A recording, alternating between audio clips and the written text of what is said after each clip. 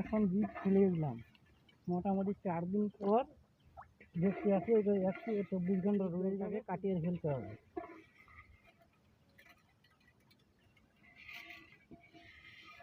ভালোভাবে কাদা করে নিয়ে এখন বীজটাকে রোপণ করে ফেলে দিলাম।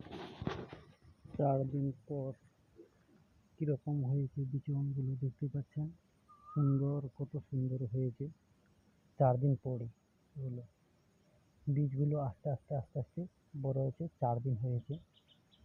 এই মোটামুটি 4 দিন পর এগুলো এরকম হয়ে গেছে অলরেডি।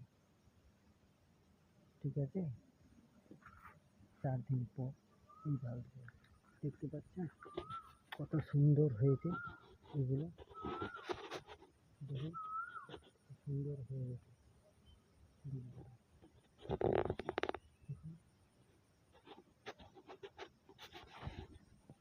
সুন্দর হয়েছে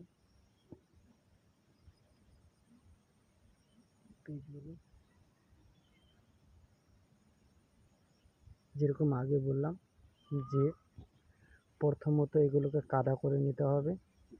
কাদা করে নেওয়ার পরে ভালোভাবে মই দিয়ে গাড়ির সাহায্যে বা গরুর লাঙ্গলের চাষ দিয়ে এগুলোকে ভালোভাবে জায়গাটাকে সমান করে নিতে হবে।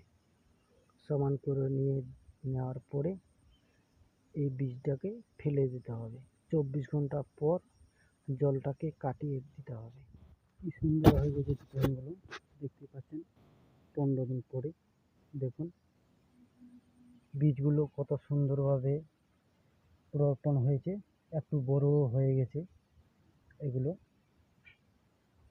দেখতেই পাচ্ছেন কত সুন্দর হয়েছে। দেখুন